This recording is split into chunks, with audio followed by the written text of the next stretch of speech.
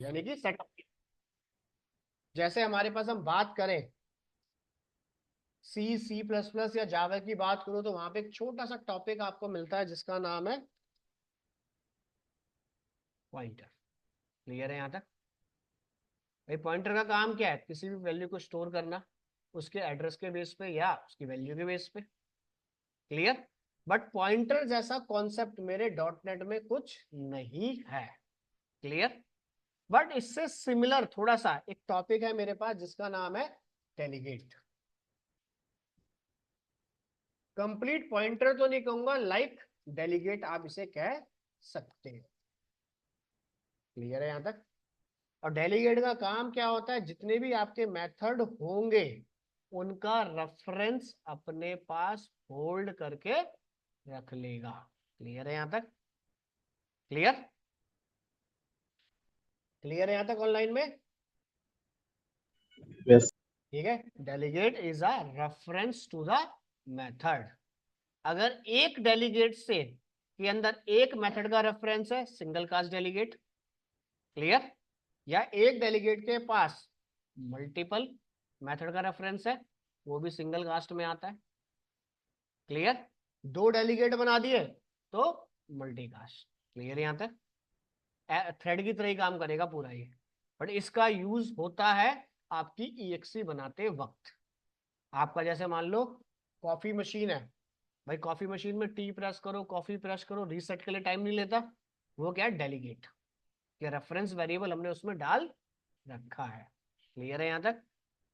ठीक है। प्रिंटर में आप कंट्रोल कमांड देते हो, ठीक है, तो किसके थ्रू कॉल हो रही है? डेलीगेट के थ्रू। यानी कि डेलीगेट आ गया तो मैं वेटिंग पीरियड मेरा खत्म, कंटिन्यूस क्लास निकालता रहूंगा डाटा में अपना, चाहे वो सेम फॉर्मेट का हो चाहे वो डिफरेंट डिफरेंट फॉर्मेट का हो। बस डाटा मिक्स नहीं करूंगा। पहली कमांड कंप्लीट करूंगा देन दूसरी स्टार्ट करूंगा। क्लियर है यहां तक?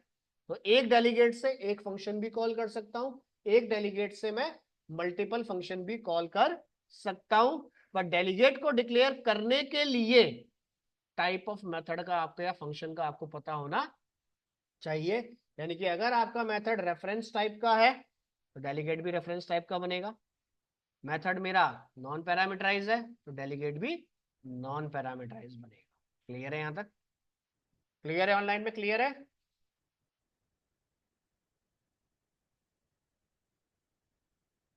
ठीक है। अब देखो,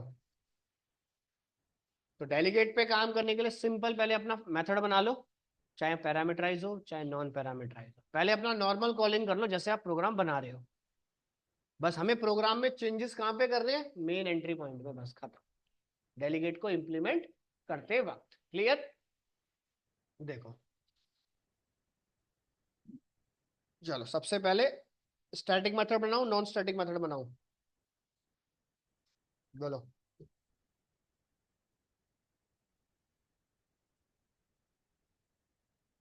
स्टैटिक मेथड बनाऊंगा, क्लास का ऑब्जेक्ट नहीं बनेगा। नॉन स्टैटिक मेथड बनाऊंगा, क्लास का ऑब्जेक्ट बनेगा। बस इतना डिफरेंस रहेगा आपके पास। क्लियर है यहां तक? दिस कीवर्ड सबको याद है? सबको याद? क्लियर है ना? पैरामीटर्स बनाने जा रहा हूं, देखो। चलो, हमने क्या किया, एक बना देता हूं उसमें ऐड और सब्ट्रैक्ट। एक मेथड बना रहा हूं स्टैटिक, एक मेथड बना रहा हूं नॉन स्टैटिक। ठीक है। Public static int add, int A comma int B.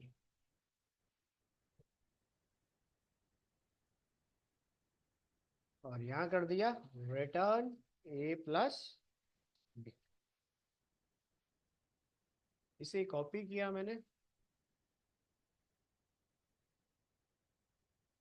अगर ये बनाता हूँ नॉन स्टैटिक टाइप का जैसे सब्ट्रैक्ट। क्लियर? अगर इनको हमें कोई ऑब्जेक्ट के थ्रू कॉल करना हो तो सिंपल हमने क्या किया, अपना पुराना मेथड जैसे हम कॉल करते आए हैं, वेरिएबल ले लेना, मैं डायरेक्ट वैल्यू पास कर रहा हूँ उसके अंदर, बस इतना। क्लियर? इस पे काम करने के लिए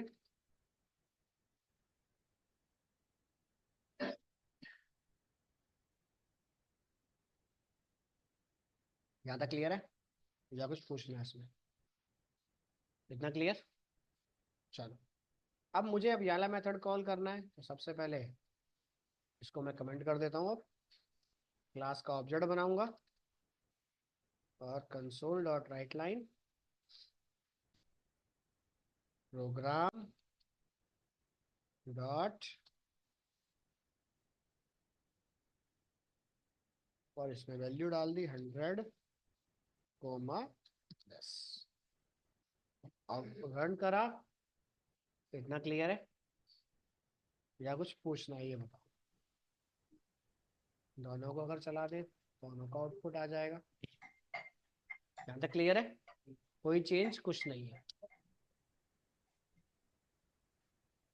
यही तो दिक्कत है। अरे स्टैटिक क्लास कहाँ है?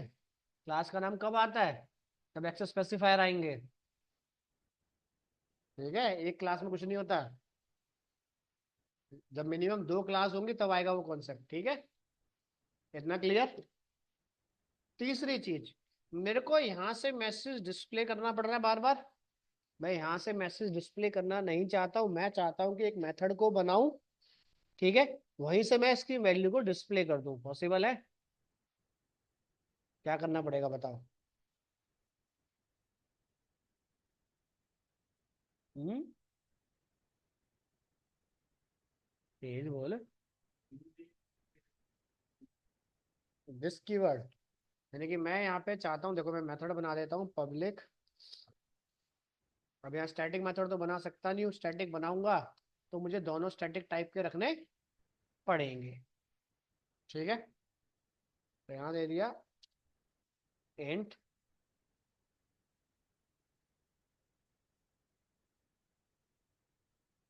अब बताओ, यानी कि मैं सिर्फ डिस्प्ले मेथड को कॉल करूं, ठीक है, और फंक्शन हमारा कॉल हो जाए। क्या करें?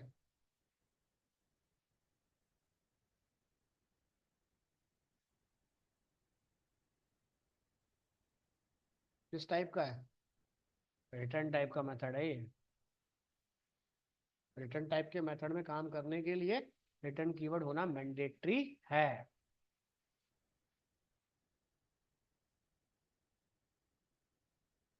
देखो, अब या तो तुम जैसे बोल रहे हो दिस कीवर्ड को यूज करो।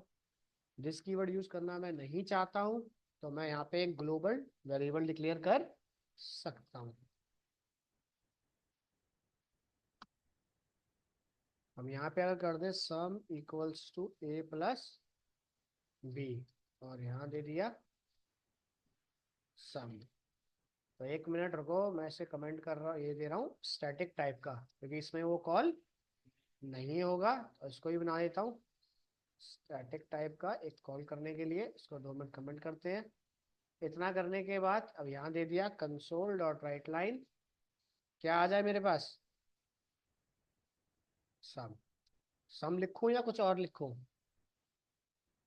जितने भी रिटर्न टाइप मेथड होते हैं, क्या उसमें मैं कंसोल लिख सकता हूँ? नहीं, तो यहाँ पे क्या रहेगा? रिटर्न सम।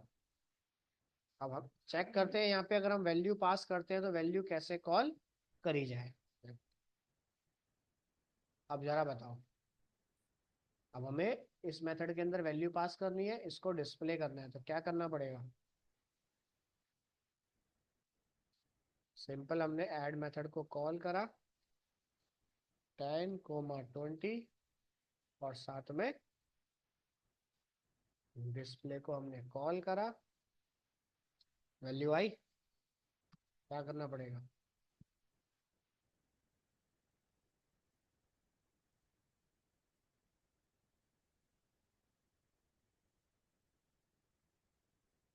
अभी तो बोलो कि डेलीगेट कहाँ है अभी? अभी तो पुराना फंडामेंटल है, बिल्कुल बेसिक। क्या करना पड़ेगा?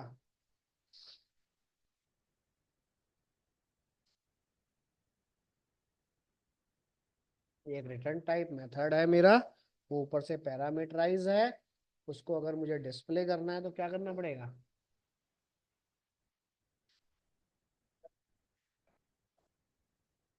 डिस्प्ले में सम। तो रिटर्न टाइप है, मान लिया, जब मैंने पैरामीटर दिया ही नहीं है तो ऑप्शनल है ना ये। अगर मैं यहां लिख देता, आ गया ना, क्या करोगे?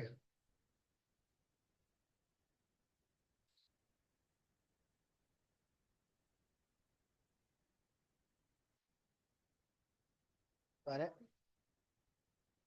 रिटर्न टाइप मेथड है मेरा, रिटर्न टाइप मेथड को डिस्प्ले करने के लिए दिस। क्लियर? अब यही काम काम तो ऑलरेडी मैं कर चुका हूं सारा, फॉर एग्जाम्पल। अब इसी काम को अगर डेलीगेट के थ्रू कॉल करना हो तो कैसे करो? क्लियर? अब देखो, अब अपनी क्लास के अंदर हम कैसे फाइंड करें कितने डेलीगेट बनेंगे? पहली चीज मेथड देखो, दोनों मेथड एक जैसे दिख रहे हैं, दोनों के अंदर क्या है? दो पैरामीटर। यानी कि अगर मैं एक डेलीगेट बनाता हूं दो पैरामीटर का, तो उनसे मैं इन दोनों को कॉल करा सकता हूं। डेलीगेट को आप अपनी क्लास के अंदर भी डिक्लेयर कर सकते हो और क्लास के बाहर भी डिक्लेयर कर सकते हो, बट मेथड के अंदर नहीं। क्लियर है यहां तक? मेथड के अंदर नहीं होना चाहिए, क्लास के अंदर या क्लास के बाहर। तो हमने क्या किया, क्लास के अंदर डिक्लेयर किया डेलीगेट। डेलीगेट को डिक्लेयर करने के लिए सबसे पहले कीवर्ड दो डेलीगेट, उसके बाद रिटर्न टाइप कि डेलीगेट किस टाइप का बनेगा, इंटीजर, वॉइड, स्ट्रिंग, किस टाइप का बनाना चाहते हो। फंक्शन मेरे किस टाइप के है? इंटीजर टाइप के। उसके बाद डेलीगेट का नाम यूजर डिफाइन है, डेलीगेट का कोई भी नाम आप इसमें रख सकते हो, तो क्या नाम रखे है? इंटीजर है तो कुछ समूम करके।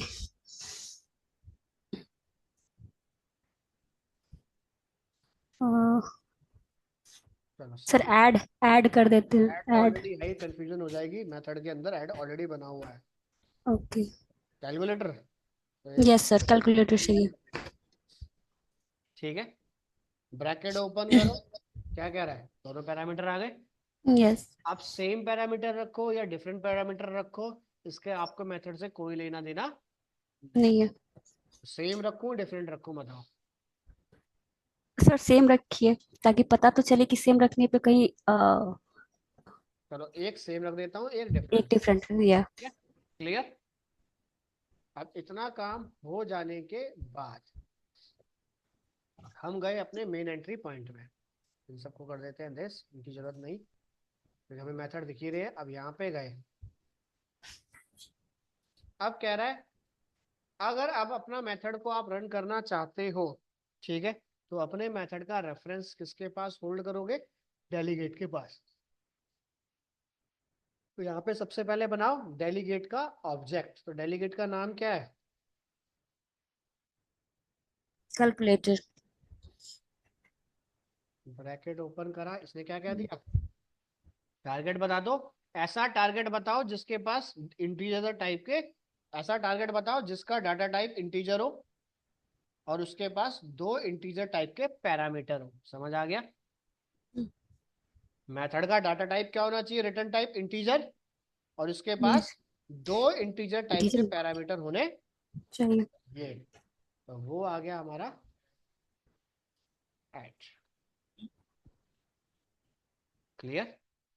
अगर ये नॉन स्टैटिक होता तो जो भी हम क्लास का ऑब्जेक्ट बनाते, डॉट सब्ट्रैक्ट, काउ ब्रैकेट लगाने की जरूरत नहीं है।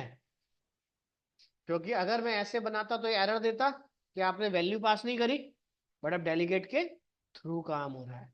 अब इस मेथड के अंदर वैल्यू कौन देगा? ऑब्जेक्ट। ऑब्जेक्ट में गया, एक्स और बी आ गया।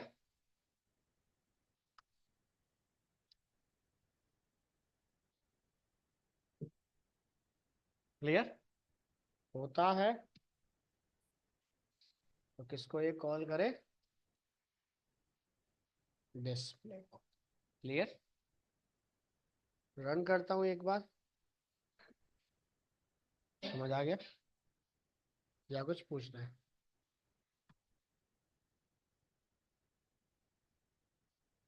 बोलो।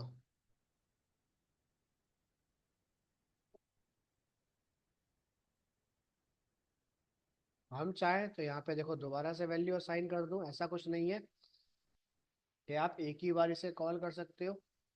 अभी आउटपुट आ रहा था 150, अब हमने दे दिया 10 और 10। क्लियर? यानी कि इस केस में आ रहा था मेरे पास 150, अगर ये चलता है मेरे अकॉर्डिंग तो क्या क्या दे आउटपुट? समझ आ गया या कुछ पूछना है? बोलो।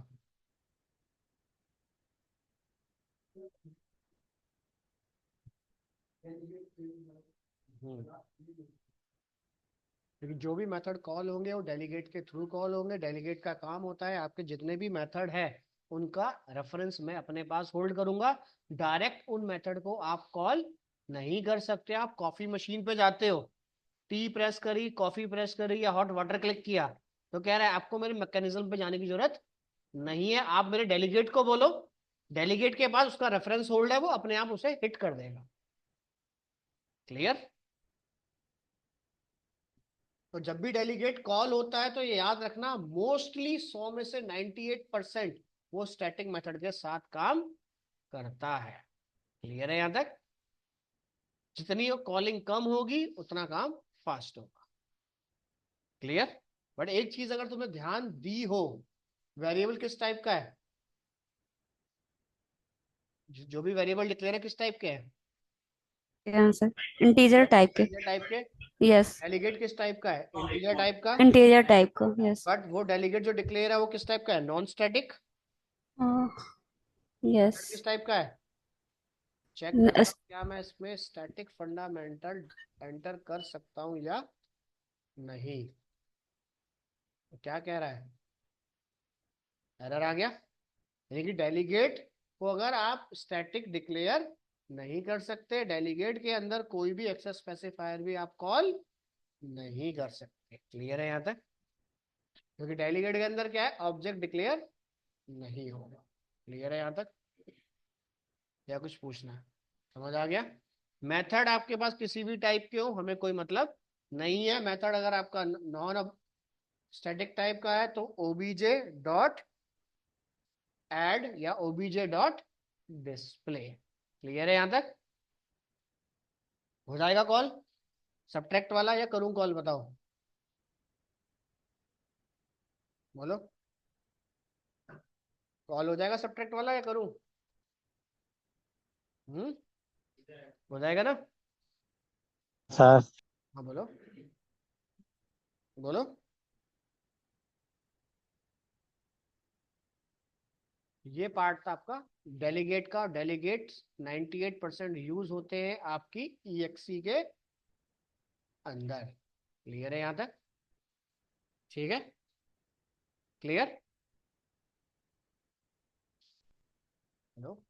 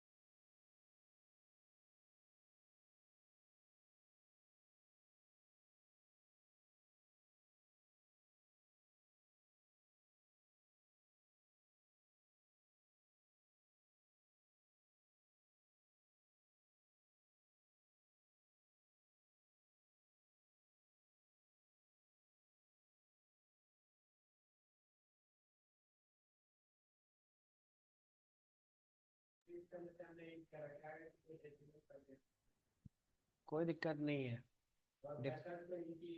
अब ये सोचो ना, जो वैल्यू पास कर रहे हो अगर आपका मेथड सपोर्ट करेगा तभी तो चलाओगे। बस फिर अगर हायर डाटा टाइप क्यों रखोगे? वो तब रखोगे जब आप सोचोगे पॉसिबिलिटी कि इसमें वैल्यू इंक्रीज हो सकती है। जब इनर पार्ट के पास कैपेसिटी 4 बाइट की है, इसे मैं 16 में बनाऊं 8 में बनाऊं कोई फर्क नहीं पड़ता मुझे, तो वैल्यू में 4 बाइट से ज्यादा पास ही नहीं कर सकता हूँ। एक्स्ट्रा मेमोरी तो ऑक्यूपाई कर रहा हूं। हाँ, ये हो सकता था कि भाई प्रोग्राम पुराना बना रखा है, मेंटेनेंस हो रही है, ठीक है, वहां पे यूजर ने प्रोग्राम बना दिया 16 बाइट का, बट हमारी एक्चुअल रिक्वायरमेंट कितनी थी, 2 बाइट की। तो वो आप यहाँ पे जाके कम कर सकते हो बस, क्योंकि मैंने इसको छेड़ा, तो समझ लो सारी कैलकुलेशन छेड़नी पड़ जाएगी मुझे, क्योंकि इसकी वैल्यू इसके पास जा रही है, ना कि डेलीगेट इसके पास आ रहा है। भाई पहले तो मैं ऐड मेथड को हिट मारूंगा, जैसे ही मैंने हिट मारा, यहाँ से किसका ऑब्जेक्ट बनाया, डेलीगेट का। डेलीगेट ने क्या कहा, मैं इंटीजर टाइप का हूं, 4 बाइट से ज्यादा की वैल्यू नहीं लूंगा। तो अब मैंने क्या छेड़खानी करनी चाहिए, देखो समझने के लिए, डबल, नीचे क्या आ गया, एरर आ गया डिक्लेरेशन के टाइम पे। क्लियर, इसकी कैपेसिटी है ही नहीं। चलो हमने इसको इंटीजर रखा, इसको कर दिया आप डबल, तब भी सेम उसी पे एरर आया, डेलीगेट का तो एरर आया ही नहीं। चलो समझने के लिए यहाँ दे दिया, एक इंटीजर और एक डबल कर देता हूं, बस आ गया एरर उसी पे। कह रहा है जो प्रोग्राम जो आपने मुझे डेफिनेशन दी है उसके पास पैरामीटर इंटीजर टाइप के, तो उसी के हिसाब से डेलीगेट अपना फंडामेंटल कॉल करेगा। क्लियर, या कुछ पूछना है बताओ। डेलीगेट यूज होते हैं आपके बट सॉफ्टवेयर के अंदर EXE के साथ। क्लियर, हमारा फोन है, अलार्म लगा हुआ है इसके अंदर, डेलीगेट कॉल हो गए आपके पास, कि मुझे बार बार बोलने की जरूरत इनको नहीं है, ऑटोमेटिक कॉल होंगे टाइम के अकॉर्डिंग। क्लियर, डाटाबेस में जाओगे तो कई बार क्या होता है, सैलरी का टाइम आ गया 1 तारीख, तब कंपनी में 10,000 लोग हैं, तो वहां का जो अकाउंटेंट है बार बार थोड़ी कोई काम करेगा बैठ के, वो क्या करेगा, सेट कर देगा इसके अंदर जॉब कार्ड अपने आप ही के, अपने आप ही शूट होना स्टार्ट हो जाए हर एक 12 तारीख के बाद या 1 तारीख के बाद, जो भी है आपका। क्लियर, तो यूज इनका ही होगा, और जो भी प्रोग्राम मैं इसमें डिजाइन करेंगे डेलीगेट साथ चलेगा, मैं डिक्लेयर करूं या ना करूं। क्लियर है यहां तक, चले आगे या कुछ पूछना है बताओ, बोलो।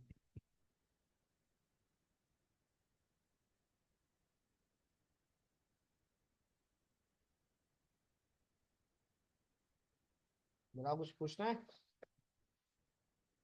क्लियर है ऑनलाइन में। Yes yes sir. Sir. Sir multicast delegate बता दीजिए, वो एक से ज्यादा फंक्शन जो कॉल करते हैं। तो कॉल करेगा एक डेलीगेट से, बस मेरी डेफिनेशन मैच होनी चाहिए अपना, एक मेथड में एक ही जाएगा, चलो कॉमा लगा के दूसरा मेथड इसमें पास नहीं कर सकते, एक सर। डेलीगेट ऑब्जेक्ट में एक ही मेथड पास होगा। हाँ बट एक डेलीगेट बना के आप मल्टीपल मेथड कॉल कर सकते हो अगर उनकी डेफिनेशन सेम है तो। अगर हल्का सा एक पैरामीटर भी चेंज हो गया तो वो कॉल नहीं करेगा, सेपरेट डेलीगेट आपको बनाना पड़ेगा। क्लियर,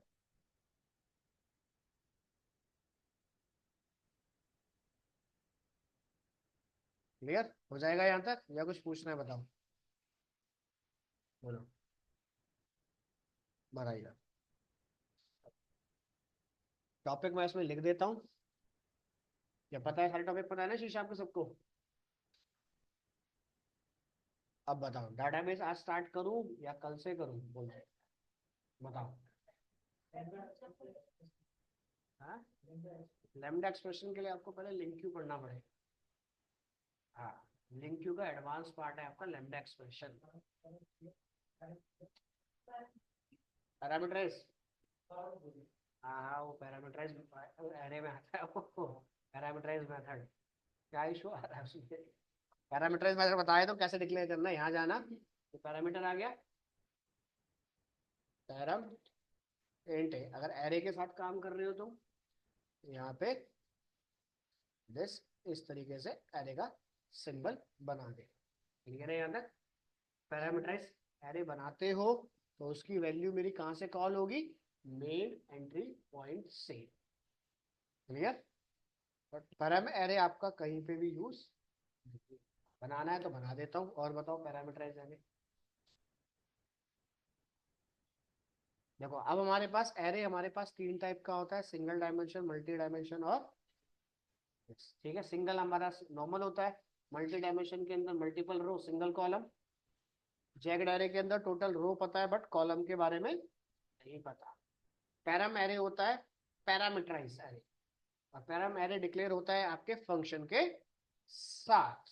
क्लियर है यहाँ तक? पैरामीटराइज एरे, पैराम एरे आपको तब डिक्लेयर करना है जब मुझे पता ही नहीं है सिंगल रो में कितने कॉलम आएंगे। क्लियर? मल्टी के लिए यूज नहीं होता। तो कैसे बनाना है बता देता हूँ। लो देखो, इनको यहाँ से हटाते हैं। देखो यहाँ पे जाओ, एक अपना फंक्शन बना लो पैरामीटराइज।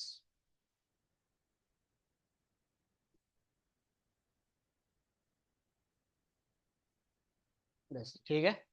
अब इसके अंदर सबसे पहले एक एरे डिक्लेयर करो। तो एरे को डिक्लेयर करने का क्या कॉन्सेप्ट होता है? सबसे पहले डाटा टाइप, रैंक, और उसके बाद एरे का नाम। तो क्या नाम रखूं? चलो नाम दे देते हैं इसे। क्लियर? अभी तक मैं इसमें वेरिएबल डिक्लेयर कर रहा था, अब डिक्लेयर कर दिया एरे। बट एरे डिक्लेयर कर रहा है तो काम करेगा नहीं फंक्शन के अंदर। तो इस पे काम करने के लिए हमने क्या दिया? पैराम एक कीवर्ड है मेरे पास। क्लियर है यहां तक? ठीक है, इतना क्लियर या कुछ पूछना है? अब मान लो अभी एरे तो बन गया, अब इस एरे को अगर मुझे डिस्प्ले करना हो तो क्या करना पड़ेगा? हम्म बोलो। एरे को अगर डिस्प्ले करना हो उसकी लेंथ तक तो क्या लिखना पड़ेगा? लूप चलाना पड़ेगा। बस इतना डिफरेंस है। पैरामीटराइज एरे है तो वैल्यू रन टाइम पे लेगा बस। 0 से स्टार्ट कर और कब तक चला? अगर ये चलता है तो क्या डिस्प्ले कर? आई। बस अब पैरामीटराइज एरे है तो वैल्यू कहां से जाएगी? मेन एंट्री पॉइंट से। स्टैटिक मेथड नहीं है तो डायरेक्ट वैल्यू पास कर दो, स्टैटिक मेथड है तो डायरेक्ट, नहीं तो क्लास का ऑब्जेक्ट बना दो।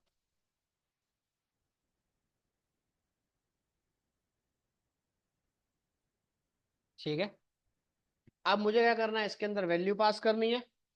ठीक है, अब मेरे को ये तो पता ही नहीं इसमें कितनी वैल्यू जाएंगी। भाई लेंथ पता है उसकी? नहीं पता ना। जब लेंथ नहीं पता तो क्या डिक्लेरेशन दोगे यहाँ पे एरे की? बोलो।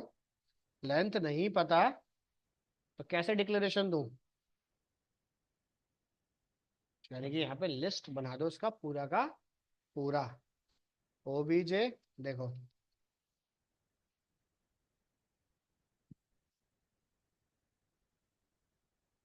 एक तरीके से जैक्ड एरे आ गया। क्लियर?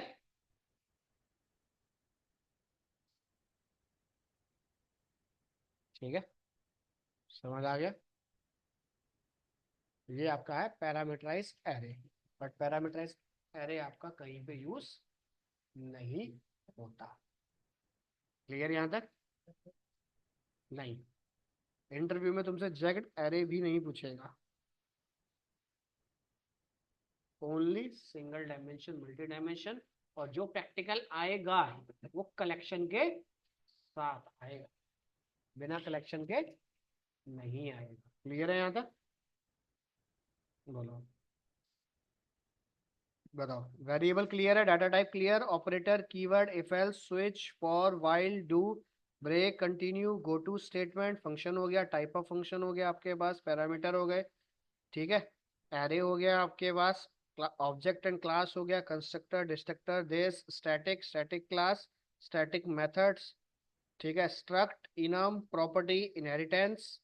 इनहेरिटेंस में single, multi, level, interface, virtual keyword, abstract class, interface, overloading, method overloading, operator overloading, base keyword हो गया, पॉलीमॉर्फिज्म हो गया आपके पास। ठीक है, एक्सेस स्पेसिफायर हो गया, एनकैप्सुलेशन हो गया आपके पास, असेंबली हो गई आपके पास, क्लास लाइब्रेरी हो गई। ठीक है, एक्सेप्शन हैंडलिंग हो गई, ट्राई कैच, फाइनली आपके पास फाइल इनपुट आउटपुट हो गया, फाइल को रीड राइट कैसे करना है ये सारा फंडामेंटल। कलेक्शन का पार्ट हो गया, जेनरिक का पार्ट हो गया आपके पास। ठीक है, क्लियर है यहाँ तक या कुछ पूछना है बताओ? बोलो।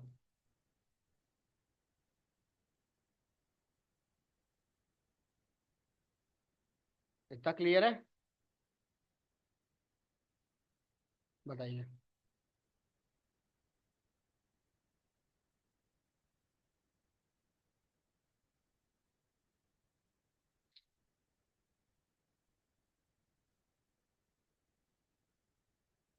उसके बाद एक टॉपिक आता है जो आप पूछ रहे हो, एनोनिम्स फंक्शन। क्या होते हैं एनोनिम्स फंक्शन? बोलो। एनोनिम फंक्शन वो फंक्शन होते हैं जिनका नाम मेथड में नाम नहीं होता। जब है क्या रिटर्न टाइप?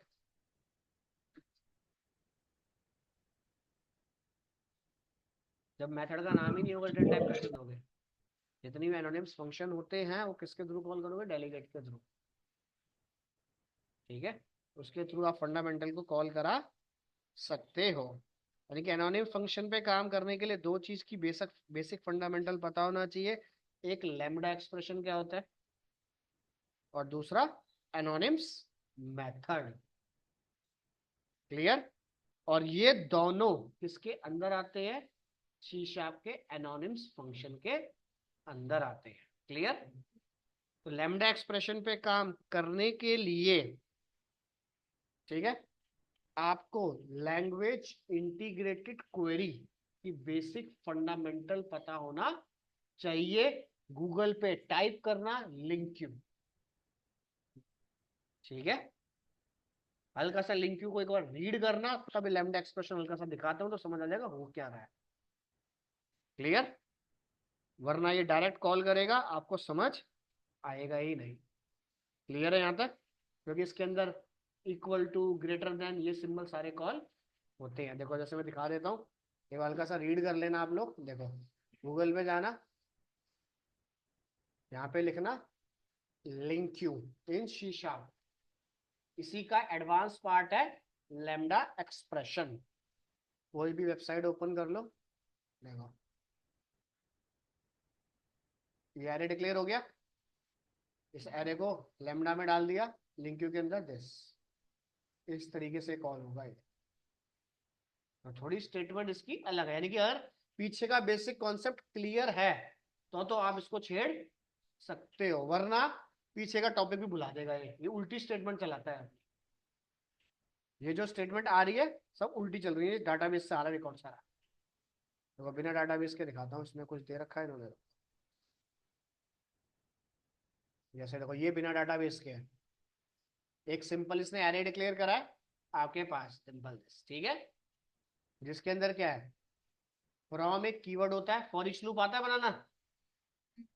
ठीक है, एक इसने फॉर ईच लूप बनाया है, फ्रॉम एक वेरिएबल डिक्लेयर करा, दिस इन एक कीवर्ड होता है जो क्या करता है, यहां से वैल्यू को पिक करता है। क्लियर? और जो भी ऑपरेटर कुछ कॉल करना चाहते हो वो फंडामेंटल आप कॉल कर सकते हो। तो एक बार हल्का सा रीड करके आओ। प्रॉपर्टी क्या क्या पढ़ के आओगे? प्रॉपर्टी हो गई, क्लासेस हो गई, सारा फंडामेंटल पढ़ाओ अपना। तो आपको मैं लिंक क्यू का पैटर्न बता दूंगा।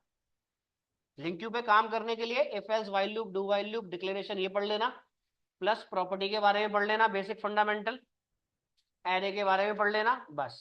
और कुछ ज्यादा पढ़ने की जरूरत नहीं है। इसके पास सिस्टम जनरेटेड मेथड बने रखे हैं, बस उसको कैसे रीअरेंज करना है अपने प्रोग्राम के अंदर वो मैं आपको बता दूंगा। जैसे ये आ गया, कलेक्शन का पार्ट भी आ गया। अब कलेक्शन को उसने ऐड कर दिया सीधा ग्रिड के अंदर। ये डिजाइनिंग का फेज है आपका हमारा। क्लियर? ये शीशा आपका फेज है इसका।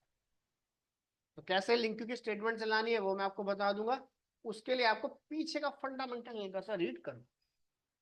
क्लियर? वैसे ये पार्ट कब आएगा आपका? फोर्थ या फिफ्थ मॉड्यूल के अंदर।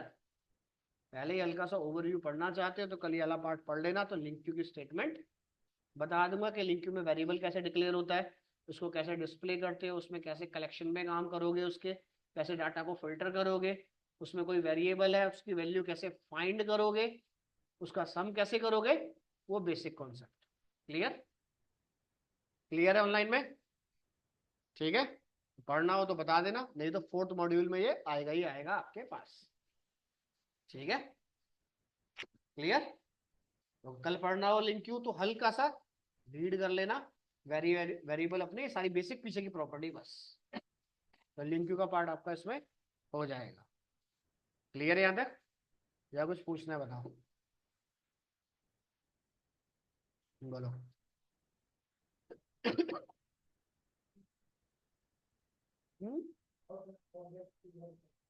ऑट,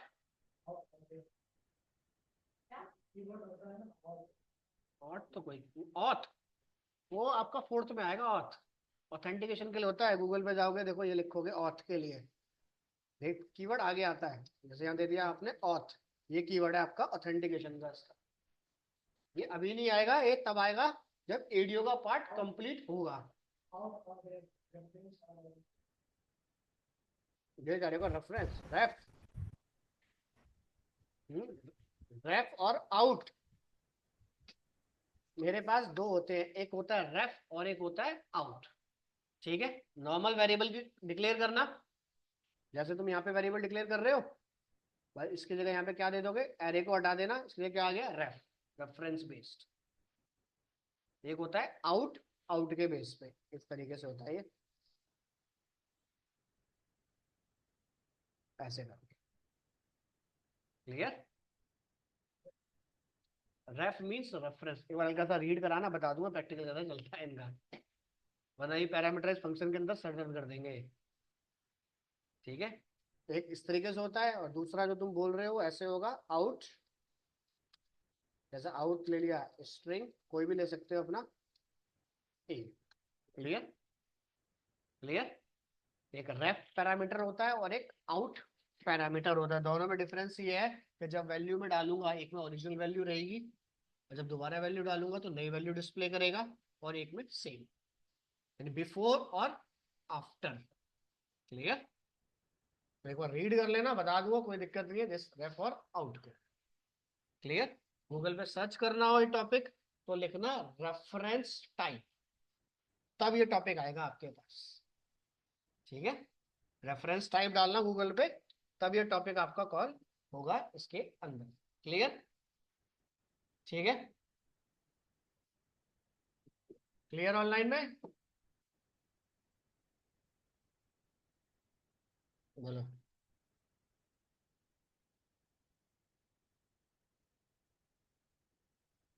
क्लियर हो जाएगा। अब ये बताओ, कल डाटा भी स्टार्ट करोगे, शीशाप करोगे? अगर शीशाप में करना है तो मुझे बताओ, वो टॉपिक पढ़ के आना। लिंक क्यों बताओ, वो तो आना ही आना है टॉपिक, एमवीसी में आएगा ही आएगा, वो टॉपिक जाएगा थोड़ी, बिना उसके स्टेटमेंट नहीं चलेंगे तुम्हारी, उसके लिए पीछे का फिर पढ़ाना।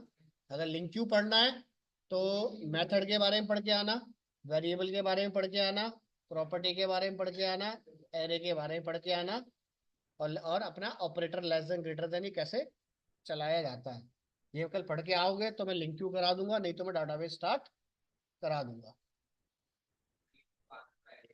आना ही आना है।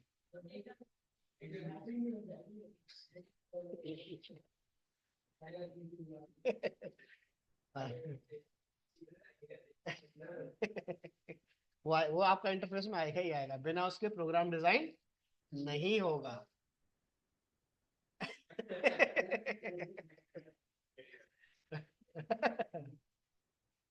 तब तक तुम भूल चुके होगे उसको। वो आएगा कम से कम 3 महीने के बाद वो टॉपिक, तब तक साफ हो चुका होगा वो टॉपिक। वही डाटाबेस जो पढ़ना है पढ़ लेना। ठीक है, तुम पढ़ाना, तुम एक एग्जांपल दे दूंगा उसका लिंक क्यू का, फिर डाटाबेस स्टार्ट कर दूंगा, बाकी पूरा लिंक क्यू जो स्टार्ट होगा तब बता दूंगा। ठीक है, ये है। तो कल डाटाबेस स्टार्ट करता हूँ, तो डाटा सॉफ्टवेयर सबके पास इंस्टॉल है, अपना इंस्टॉल कर लो, और एसक्यूएल सर्वर, और एसक्यूएल सर्वर में से इंटरव्यू के अंदर 30 to 40 क्वेश्चन आना मैंडेटरी है।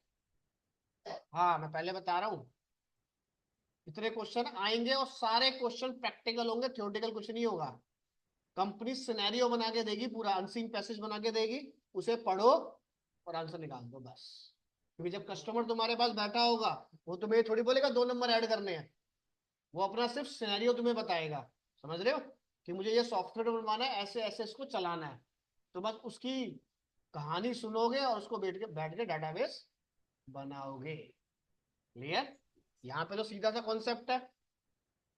क्लियर? इसमें तो गूगल पे तुम सर्च कर लोगे शीशा आपको, तो हाँ ये है, तो ये लैम्डा एक्सप्रेशन निकालना है, ढूंढ लिया, या 2 नंबर ऐड करने हैं, ढूंढ लिया। पर डाटाबेस का सिनेरियो गूगल पे नहीं चलेगा, तो वहां पे आपको उसका सिनेरियो समझना है और आउटपुट निकालना है। यानी कि 2 नंबर ऐड भी करने होंगे डाटाबेस में, तो पूरी राम कहानी सुनाएगा बैठ के आपको। क्लियर? तो पूरा प्रैक्टिकल है। डाटाबेस आपकी टिप पे होना चाहिए। इस तरीके से अपने टॉपिक को आप पढ़ना। मेरे हैंड से टॉपिक 8 या 9 क्लास में खत्म हो जाएगा। उस 9 क्लास को 25 क्लास में कैसे कन्वर्ट करना है, ये आपको सोचना है। हाँ, तभी डाटाबेस का इंटरव्यू क्रैक होगा, वरना पहले बता रहा हूं, पढ़ लो, किसी को नौकरी नहीं मिलेगी है। क्योंकि हर कंपनी में डाटाबेस की जरूरत होती है। कॉल सेंटर है तब भी बैकएंड में डीबी मिलेगा, आईटी फील्ड है तब भी, जैसे कंपनी में अकाउंटेंट होता है तो सेम ऐसे ही डाटाबेस। सर डाटाबेस डाउनलोड करनी कैसे करने के लिए एसक्यूएल बोल रहे हैं आप? हाँ, एसक्यूएल सर्वर चाहिए, गूगल पे जाओ, यस सर। यहाँ पे लिख दो माइक्रोसॉफ्ट एसक्यूएल सर्वर। माई सिक्वल मत करना, माई जो भी वर्जन आपको करना हो दिस यार। ठीक है, 19, 22, 14, 12 कोई भी वर्जन कर लेना। हमें ओके कोई स्पेसिफिक वर्जन नहीं चाहिए, हमें क्या चाहिए, माइक्रोसॉफ्ट एसक्यूएल। सर। शॉर्टकट माई सिक्वल लिख दो, तो दूसरा सॉफ्टवेयर आ जाएगा आपका। ये लाइसेंस पे काम करेगा, माई सिक्वल लाइसेंस पे काम नहीं करेगा। क्लियर? ठीक है। यस दूसरी सर। चीज, इस पे मैं जो जो कमांड आपको लिख के दूंगा, वो कमांड घर पे जाके माई सिक्वल पे चला लेना, ओरेकल पे चला लेना, वर्क बेंच पे चला लेना, टोड पे चला लेना। ठीक है, मोंगोडीबी छोड़ के किसी भी डाटाबेस पे चला देना, सब पे चलेगी। यानी कि सर्टिफिकेट बाकी का नहीं है, बट नॉलेज बेसिक सबकी है, तो रिज्यूम में होना चाहिए। कि कंपनी में जब जाओगे तो कंपनी ये नहीं बोलेगी कि ओरेकल के लिए अलग बंदा बिठाया जाए, माई सिक्वल के लिए अलग बिठाया जाए, एक ही पर्सन काम करेगा। क्लियर? सिर्फ 5 से 10% कमांड चेंज होंगी, तो आपको अलग से दोबारा से किसी इंस्टीट्यूट में डाटाबेस पढ़ने की जरूरत नहीं है। सॉफ्टवेयर सारे इंस्टॉल कर लो, जो कमांड लिखवाता जा रहा हूं सब पे टाइप करना स्टार्ट कर दो। बस ये है। क्लियर? तो रिज्यूम के अंदर MySQL, Oracle, SQL, SQLite, ये सब होने चाहिए तुम्हारे। क्लियर? Yes sir. ठीक है, चलो तो फाइल में आपको देता हूँ, ये डाउनलोड कर लेना। क्लिक करोगे तो दिस, ये ऑप्शन आपका आ जाएगा this, clear, try to SQL download के लिए। ठीक है, क्लियर? ऑनलाइन में क्लियर? प्रियंका हो जाएगा डाउनलोड? हो जाएगा। Yes sir.